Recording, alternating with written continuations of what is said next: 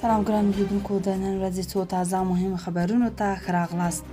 مولا نورالدین وایي پاکستان کفري هیواد دی. مشهور دیني عالم مولوي نورالدین اغا په خپلو تازه او بې باکه څرګندونو کې پر پاکستان سخت نیوکې کړي او دغه هیواد د مذهبي او سیاسي هویت په اړه جدي پوښتنې راپورته کړي دي. مولوي نورالدین په خپره شوي ویډیو کې په خورا تونده ژبه وایي تر دې بل لوی دروغ نشته چې پاکستان ته د اسلامي هیواد په سترګه وکتل شي.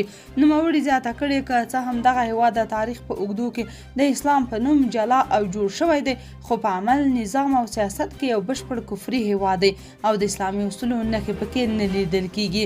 د دغه دیني عالم د اتون بیان په خواله رسنیو کې په پراخه کچه لاس په لاس کیږي او د کارونکو ترمنځ توده بحثونه راپارولي دي.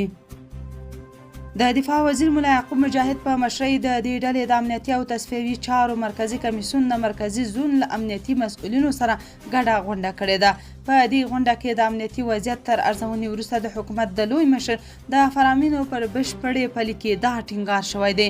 په خبرپاڼه کې ویل شوي چې مولا یعقوب مجاهد په دې غونډه کې خلکو ته د ډاډمن امنیت برابرول د افغان ځواکونو اساسي دنده بللې ده. نوموړي د مرکزي زون د امنیتي مسؤلینو ستونزې اورېدلي او د حل ډاډ ورکړی دی. په دغه غونډه کې د کابل، پروان، کاپیسا، پنجشیر، میدان وردګ او بامیانو ولایتونو والیانو او د نورو ادارو مسؤلینو ګډون کړی و. خبرپاڼه زیاتوي چې د ملا هیبت الله اخندزاده د امر پر بنسټ مسؤلینو ته سپارښتنه شوې چې د خلکو د ستونزو د ژر او عادلانه حل لپاره عملي ګامونه پورته کړي. همدارنګه له مسؤلینو غوښتل شوي چې د جرمونو د مخنیوي او د اغېزناکو خدمتونو د وړاندې کولو لپاره خپلې هڅې ګړندۍ کړي. د هند د پوځ مشر جنرال اوپیندر دویدي پاکستان ته خبرداری ورکړه چې که د ترهګرو ملاتړ او د هند پر ضد فعالیتونه ونه دروي نو د نړیوالې جغرافیې برخه نه بلکې د تاریخ برخه به وګرځي. په مقابل کې د پاکستان پوځ دغه څرګندونې غندلې او غیر مسؤلانه او پاروونکې بللې دي. د هند د پوځ مشر جنرال اوپیندر د ډیلی په سینا سمواد غونډه کې ویلي پاکستان باید د ترهګرو ډلو له ملاتړ او د هند پر ضد فعالیتونو لاس واخلي، کنه له جدي پالو سره به مخ شي. نوموړي ویلي که پاکستان د ترهګرو ملاتړ ته دوام ورکړي او د هند پر ضد فعالیت وکړي نو باید پریکړه وکړي چې غواړي جغرافیه کې پاتې شي که تاریخ ته ولاړ شي. هغه زیاته کړې چې د هند پوځ به د هر هغه ګواښ پر وړاندې قاطع او سخت غبرګون وښیي چې د هیواد امنیت او ثبات ته خطر پیښوي. بل لور ته د پاکستان د پوځ د عامه اړیکو ادارې یعنې ISPR د هند د پوځ د مشر څرګندونې غندلې او هغه پاروونکې او غیر مسؤلانه بللې دي. د پاکستان پوځ په اعلامیه کې ویلي پاکستان یو اټومي ځواک دی او د جنوبي اسیا د جغرافیې نه بیلېدونکې برخه ده. اعلامیه زیاتوي چې د سیمې د ثبات لپاره اړینه ده چې د جګړې پر ځای د زغم او مسؤلیت ژبه وکارول شي، ځکه د تاوتریخوالي هر ډول زیاتوالی کولی شي خطرناکې پایلې ولري. ایران وايي د مجتبی خامنه‌ای 10 شرطونه د مذاکراتو سترې کرښې دي. ایران د پارلمان د کورنیو چارو کمیسیون رئیس محمد صالح جوکار ویلي چې ایران د امریکا سره د خبرو په دوهم پړاو کې ګډون نه دی کړی. هغه ویلي چې په دې موده کې د امریکا له لوري ځینې وړاندیزونه شوي خو ایران لا هم پر خپلو لومړنیو شرطونو ټینګار کوي. جوکار زیاته کړې چې د ایران د مذهبي مشر مجتبی خامنه‌ای 10 شرطونه د هر ډول خبرو اترو سترې کرښې دي. د هغه په وینا په دغو شرطونو کې د هرمز تنګي د کنټرول لاندې تېرېدنه، د سیمهییزو شخړو ختمول، د امریکا د پوځي ځواکونو له سیمهییزو اډو وتل، د بندیزونو لرې کول، د تاوانونو ورکول، د ایران د یورانیم غني کولو حق منل او په بهر کې د ایران د شتمنیو آزادول شامل دي.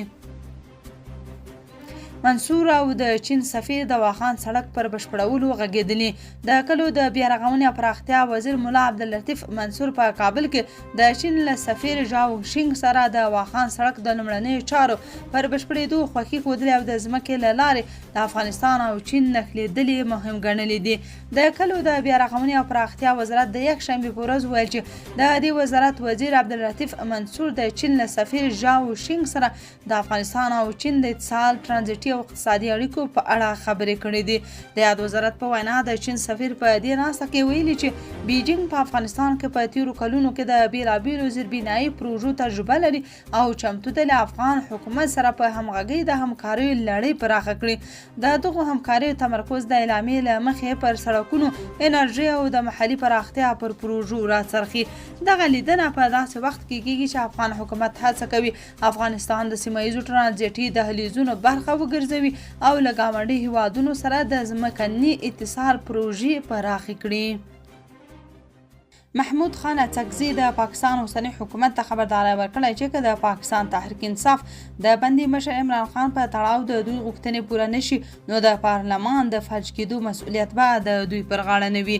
محمود خان اڅکزي په خپل لومړي شرط کې له پاکستانه غوښتي چې په واضحو ټکو کې د اعلان وکړي چې له پخواني لومړي وزیر عمران خان سره د دوی اپوزیسیون لیدنه کله او په کوم وخت کې تنظیمیږي. نوموړي په دویم پړاو کې د عمران خان د روغتیايي وضعیت په اړه پوښتنه کړې ویلي دي آیا دا د عمران خان قانوني او انساني حق دی کنه چې د نوموړي په خپله خوښه او د کورنۍ په خوښه په یو باوري روغتون کې علاج وشي.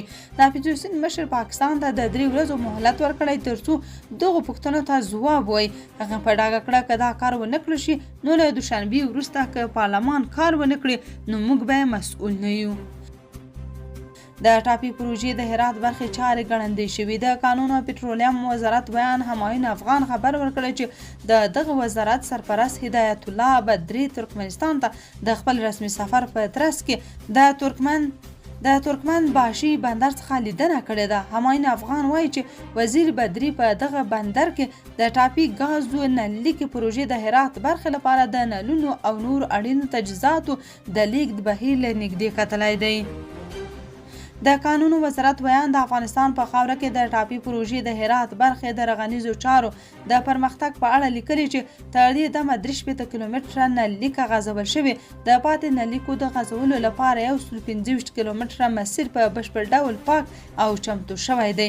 همایون افغان زیاتوي چې له بهر څخه د پروژې ساحې ته د شاوخوا 50 کیلومترو په اوږدوالي نلونه رالېږدول شوي دي. دوی وایي چې د پروژې چارې تر پخوا ګړندۍ شوي او اوس مهال هره ورځ شاوخوا 1500 متره نوې نلیکه ویلډینګ کیږي.